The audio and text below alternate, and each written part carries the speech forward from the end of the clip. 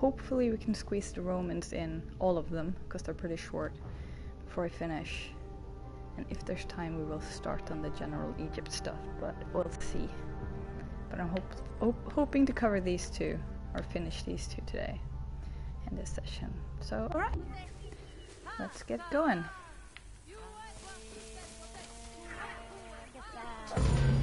Welcome to Agriculture and Seasons.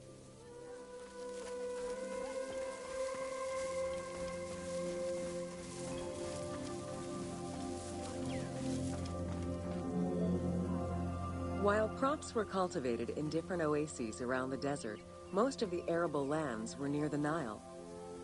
Two types of cereal grain were cultivated, barley and an ancient wheat known as emmer. These two key ingredients contributed in establishing bread and beer as the staple of the Egyptian diet and the basis of its economy.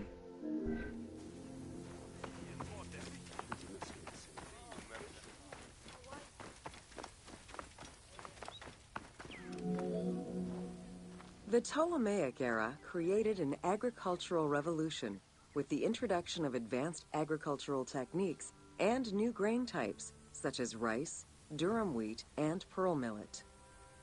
The resulting agricultural mass production greatly increased the economy of ancient Egypt. It also prompted the development of storage and transportation, allowing long-distance trade with other regions.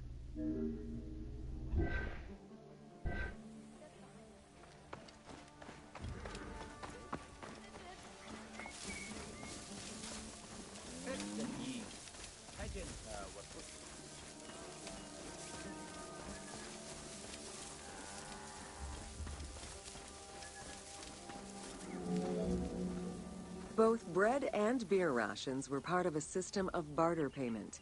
The state used those goods to pay wages for those who worked in the quarries and at the construction sites.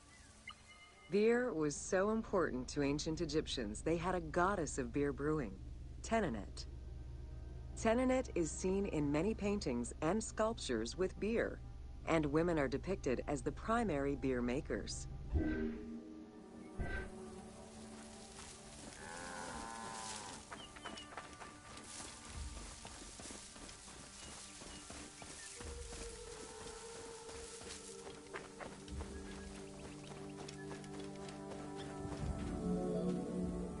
In order to increase agricultural production, fertile land was divided into plots and large agricultural villages were encouraged. The state and temples were the biggest landowners. Depending on the region, fertile land was managed by civil servants or rented to individuals. Ancient Egyptians relied on rudimentary tools for land cultivation. Soil was broken down with hoes, and wing plows were used to make furrows.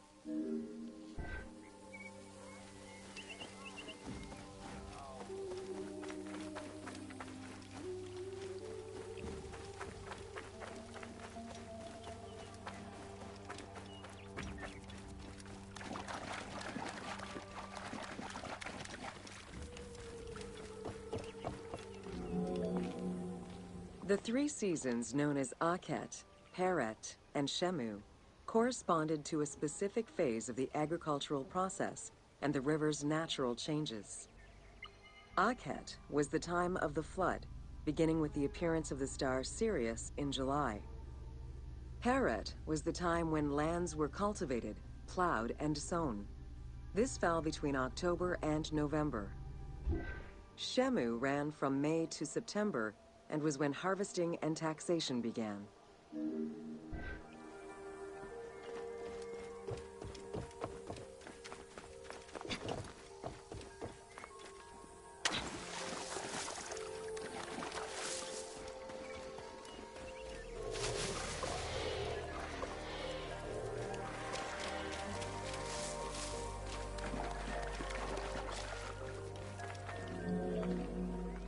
The pharaoh's duty was to uphold order against chaos and provide for his people.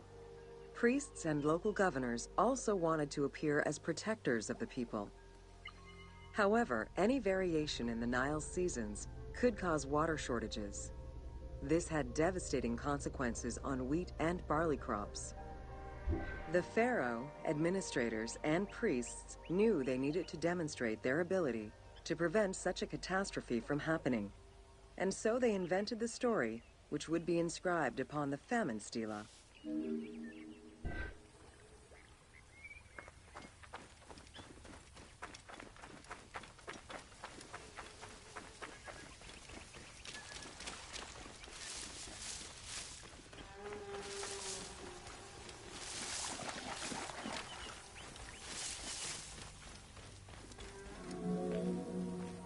The story begins with the pharaoh worried for his people.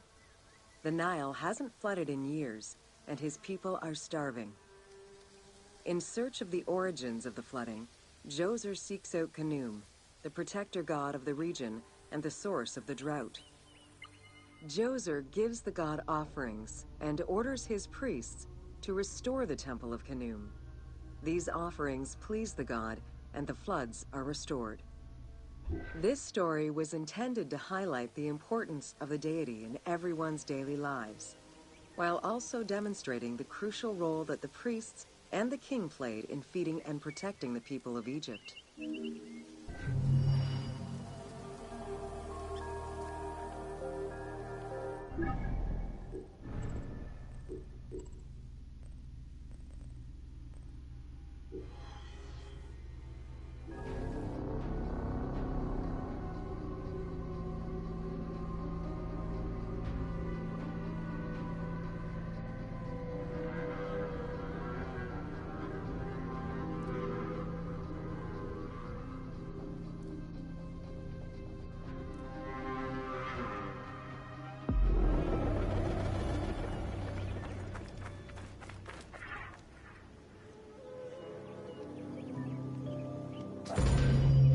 Welcome to Ancient Egyptian Medicine.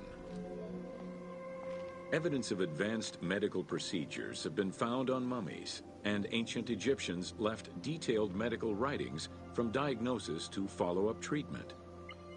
One of the oldest known surgical studies is the Edwin Smith Papyrus. It's one of the first documents in history that notes an association between the integrity of the brain and cognitive functions, including cases of ocular complications and paralysis following head trauma. Vinegar-treated marble stone from Memphis was used as an anesthetic.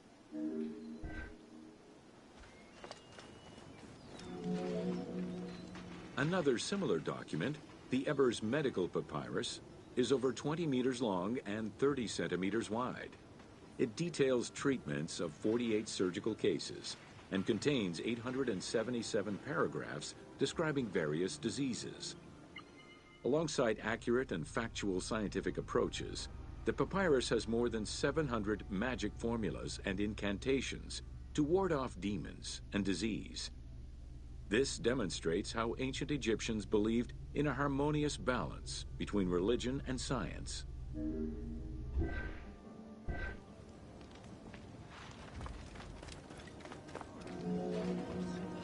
Remedies were considered as medicine and carried by doctors and priests. Village doctors often had another job alongside their medical duties and the preparation of medicines. A cure for blindness was made of fermented honey, ochre, and coal.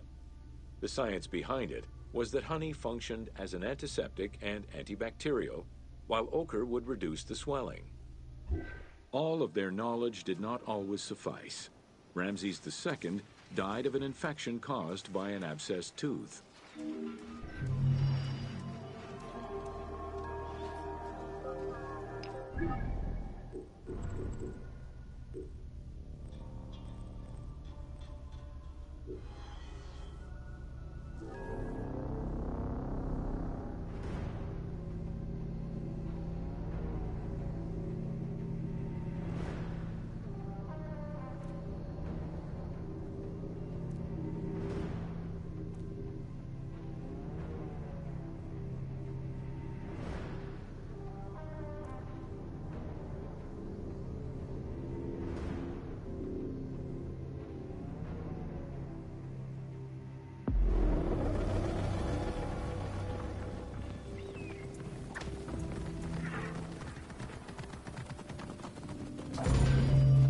Welcome to Evolution of Pottery. Excavations all over Egypt have uncovered enormous quantities of pottery vessels of all shapes and sizes. The production of pottery was mainly confined to the outskirts of settlements due to the materials required and to keep the kiln smoke away from inhabited spaces. The function of the product determined the selection of the raw material, its treatment, its form, as well as the finishing of the surface.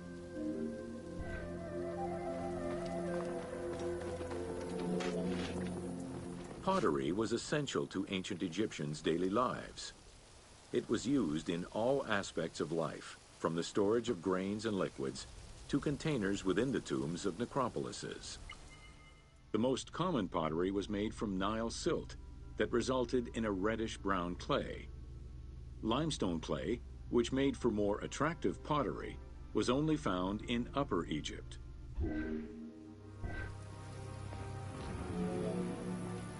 Early pots were made from pinched or coiled clay. Chopped straw, ashes, and other minerals were added, and the mixture was then smoothed and decorated before being put in the oven. Pots were fired in bonfires or enclosed within a brick kiln.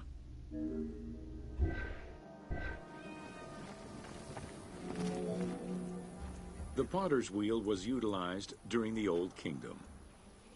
Pottery became smoother and more polished, similar to river stones. It was decorated primarily in red pigment, with the black color achieved by exposing it to smoke. Pottery workshops were attached to palaces or temples, and around the late period, specialized workshops began to appear.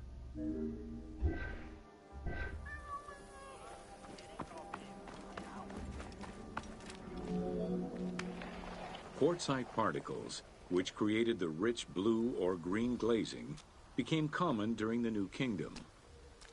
Mediterranean motifs and tin-based glazing came with the Greco-Roman era.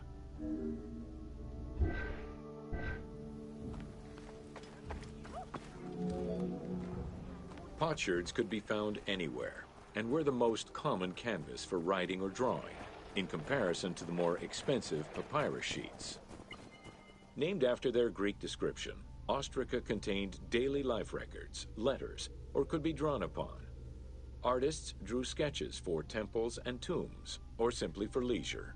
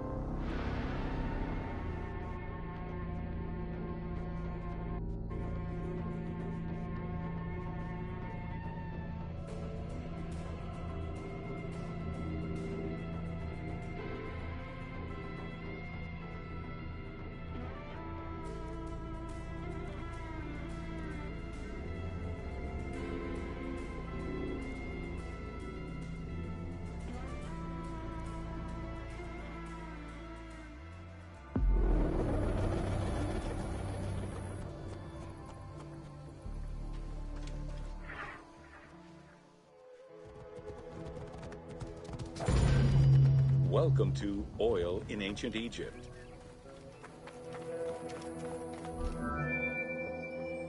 Castor, sesame, and moringa were the source of the most common oils in ancient Egypt. Oil was used for various purposes: cosmetics, medical treatments, nutrition, perfume, athletics, and rituals, to name a few. The team decided to use oil as an explosive to add more gameplay opportunities for the player.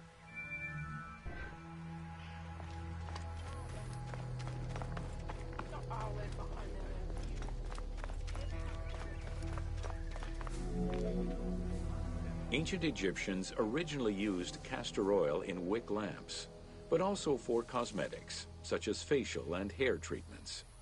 There is mention in some papyrus of castor oil being prescribed to treat constipation and help pregnant women. Castor beans were found in ancient Egyptian tombs as early as 4000 BCE. Castor oil was made by pressing the beans from the plant of the same name.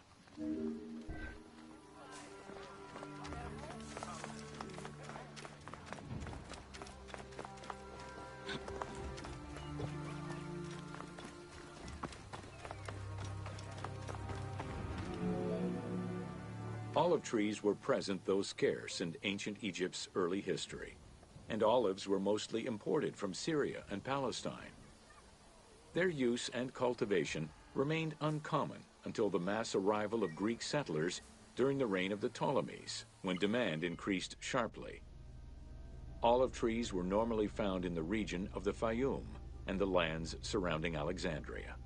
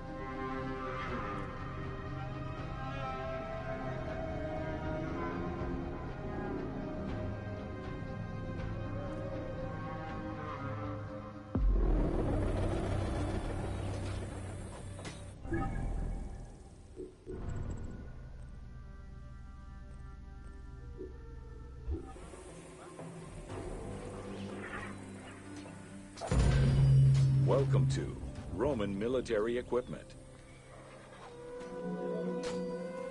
The strength of Rome was directly dependent on its military supremacy and fundamentally militaristic society. Regular citizens, comprised mostly of farmers and herders, joined to protect their land and families. In return for their service, members of this civic army were allowed to vote. Trained to be highly disciplined and obedient to superior officers, citizen soldiers developed a deep sense of loyalty to their city.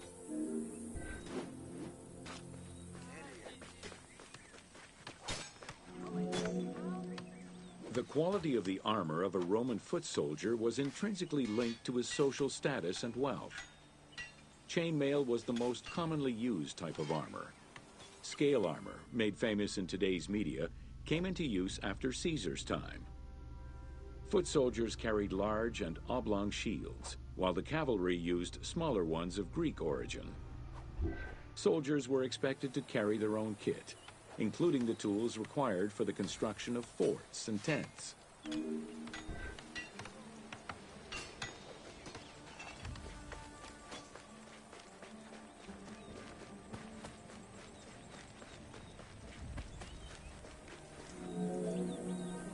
Roman soldiers used the same types of weapons.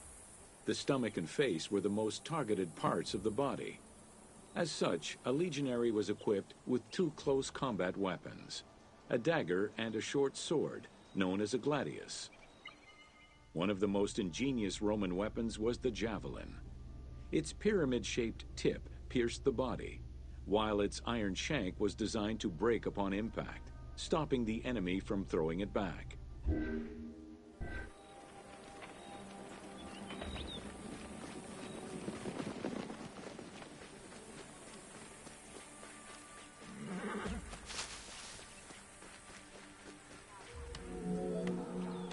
During their conquests, the Romans regularly transformed enemy technologies to add to their own formidable arsenal. After capturing a Carthaginian vessel, the Romans adopted its better features and constructed a superior fleet of ships. Adapting heavy artillery designs from Greek models aided the Romans in building catapults and ballistae. The latter became an iconic symbol of Roman warfare.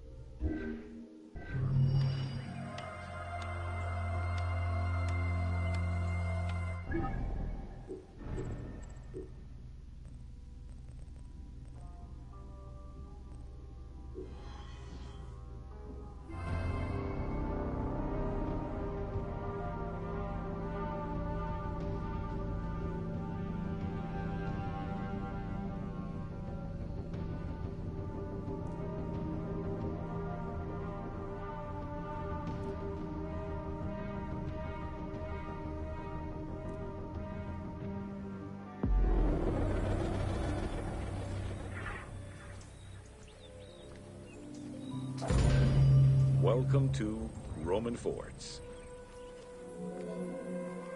The size of a Roman military camp, known as a castrum, varied significantly depending on how many soldiers it needed to accommodate. However, they all shared common characteristics in design and construction, such as this fort before you, located in Cape Chersonesos.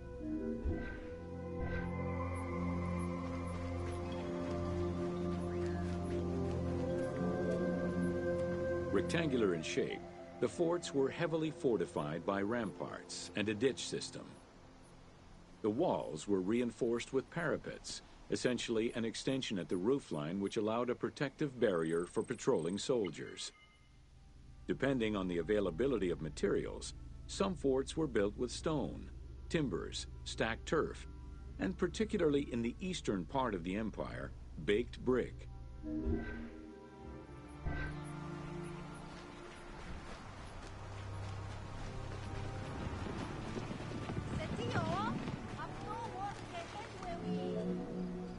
Access doors on all four sides were each flanked by guard towers. The commanding officer was positioned in the middle of the camp, giving him a clear view of the troops and the main gate.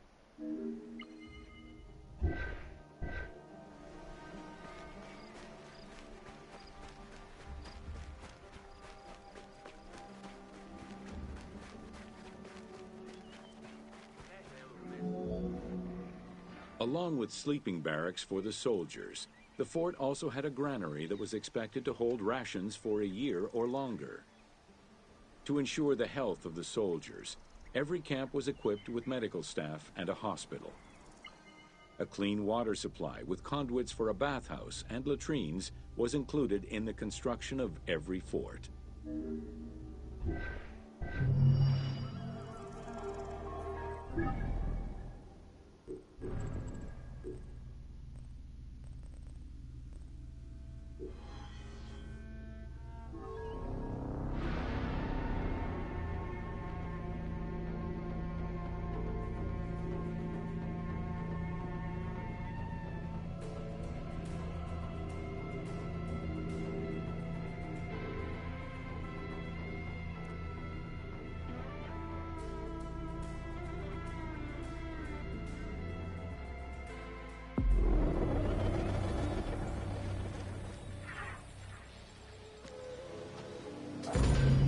Welcome to the Forts of Cyrenaica.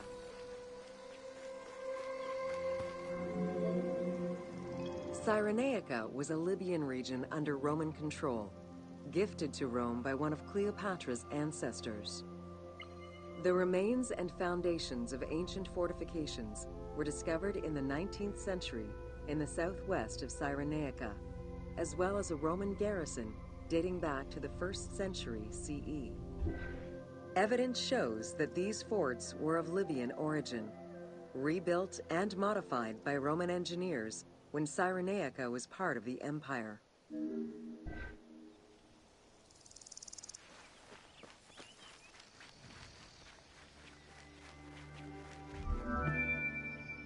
Stone was the most commonly used material to build forts in Egypt and Cyrenaica. Though no real proof of a fortress similar to the one before you has been uncovered in that region, the team chose to add it as a worthy and awe-inspiring end-of-game challenge for the player.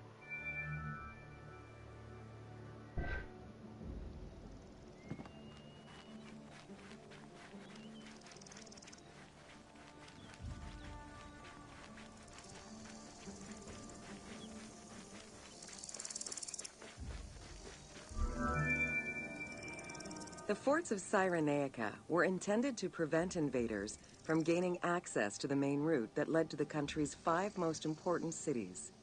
These forts were built close to coastal plains and deserts for added defense.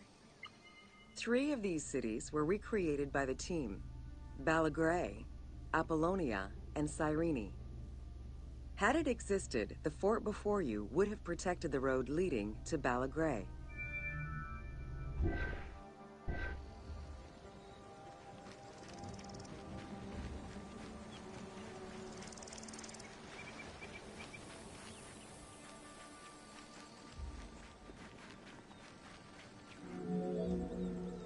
Other than reference to an attack around 404 CE and a military reorganization by Emperor Justinian during the 6th century CE, we still know little of the Roman military presence in Cyrenaica.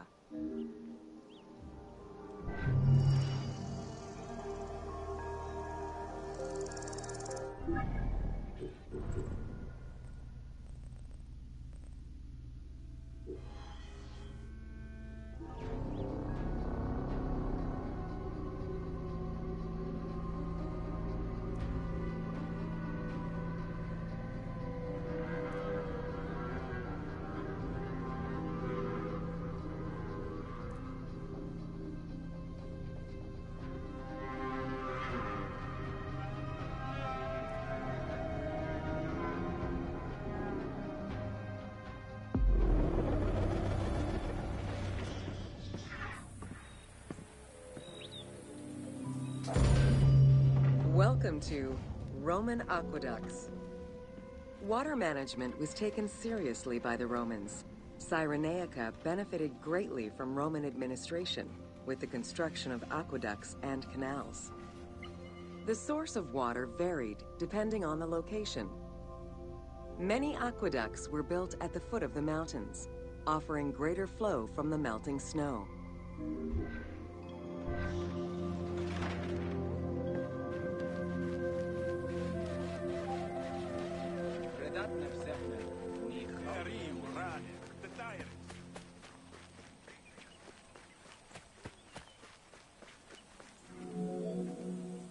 The ability to transport water over a greater distance increased agricultural production. Some aqueducts were reported to be over 7 kilometers in length. Where the Greeks of Libya originally focused mainly on olive trees and figs, which required less water, the advent of Roman aqueducts allowed for a far greater crop diversity. Every farm's water use was carefully scheduled.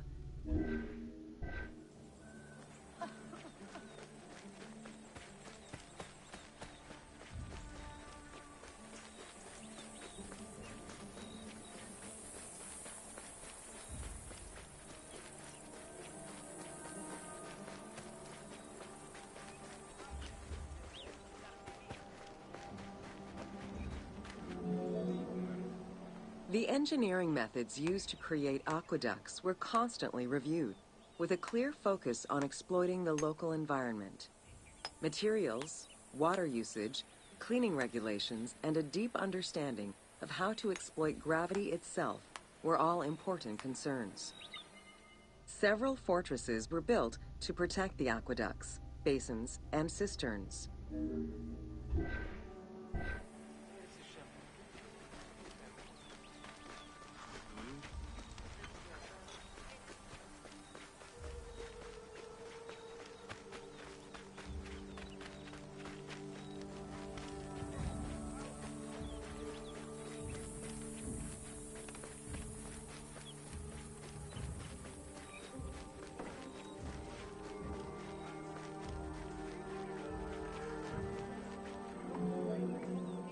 Additional water was collected with wells and cisterns, but aqueducts were the main supply of fresh water. The water was distributed based on the collective needs of the city before the private needs of an individual.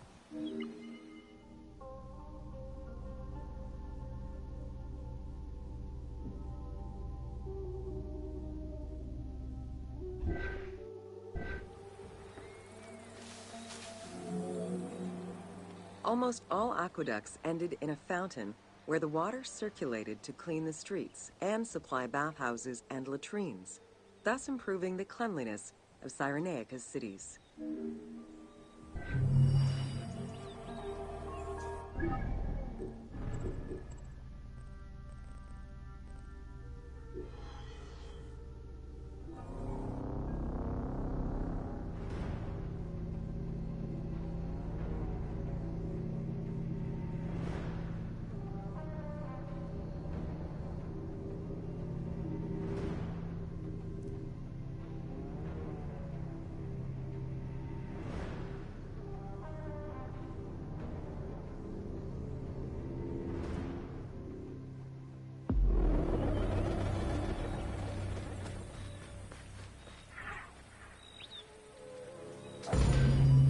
Welcome to Crucifixion.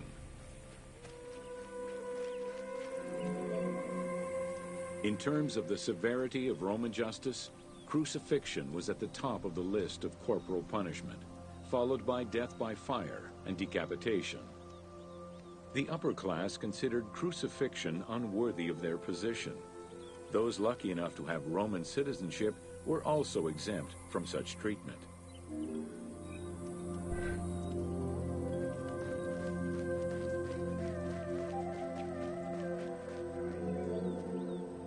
Easily accessible, crucifixions were popular entertainment among the citizenry. Unlike throwing victims to wild animals, which required an arena, crucifixions did not require any particular setting.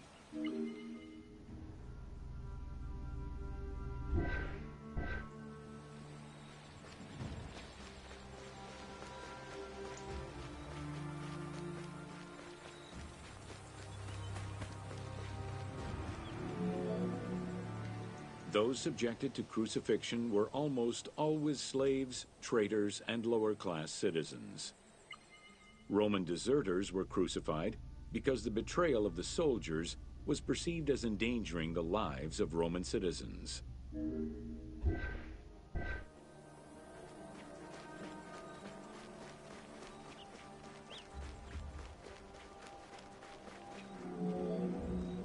In 71 BCE, a major slave uprising in Italia was repressed by the Roman army.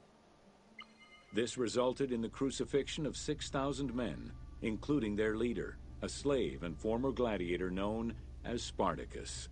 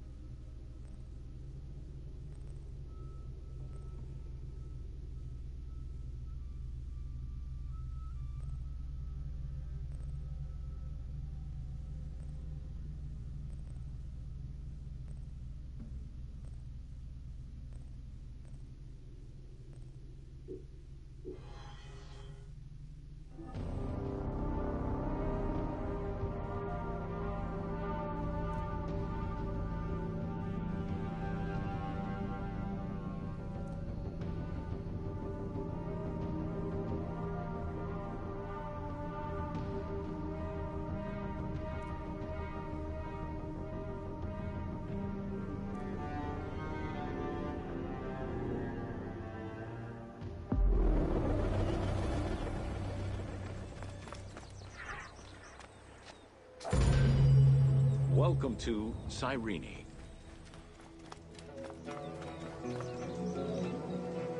Cyrenaica stretches across the coast of northwest Africa. It was known as Pentapolis in antiquity, a reference to the 5 main cities that formed the Greek colonies. Built on a lush plateau of the Green Mountains, in what is present-day Libya, a colony of Greek settlers formed the city of Cyrene in 630 BCE. Cyrene's population quickly grew, spreading out across the terraces of the plateau, making it the first and largest of the 5 colonies.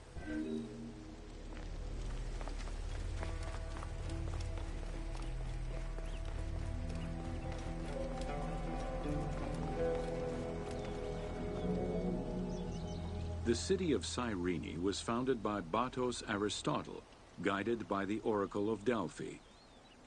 Overcrowded and suffering from drought, Batos's home island of Thera could not sustain its citizens.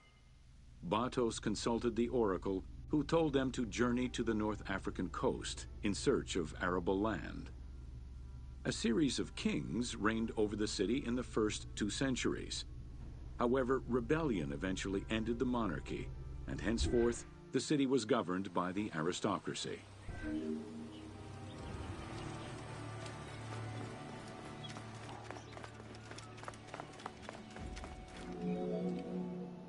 The key features of Cyrene were temples dedicated to gods, Apollo, Demeter, and Zeus, alongside Ptolemaic gods such as Isit and Serapis. A large agora defined the city's center, and on the western edge, the famed Acropolis was built. A fortification wall was added around the harbor at the end of the 2nd century CE. As the city grew, more buildings were constructed beyond the walls.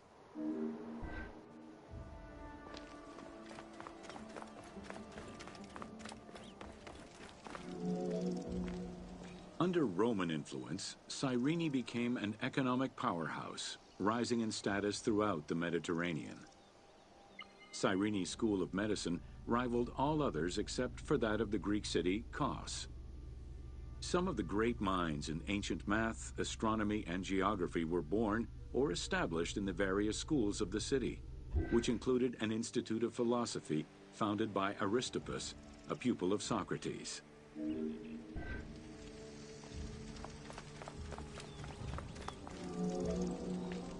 From 115 to 117 CE, there was a revolt in the Jewish quarter that greatly damaged the city of Cyrene. Over time, a succession of battles, poor management of its silphium crop, and earthquakes eventually took their toll on the city. It was completely abandoned in 365 CE.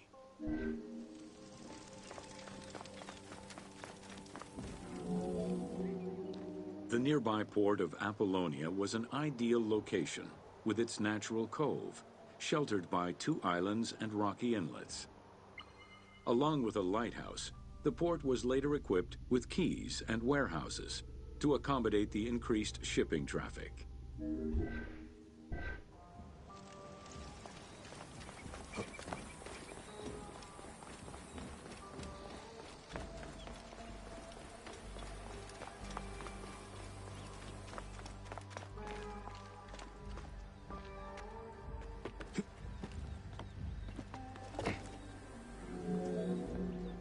With its success as a commercial trading port, Apollonia surpassed Cyrene to eventually become the capital of the Pentapolis. A number of earthquakes gradually shifted the city, causing many of its original structures to sink. Some of its ruins can still be seen underwater.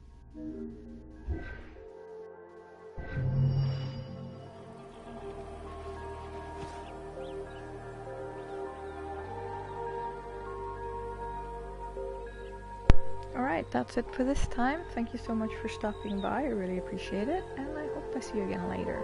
Bye bye!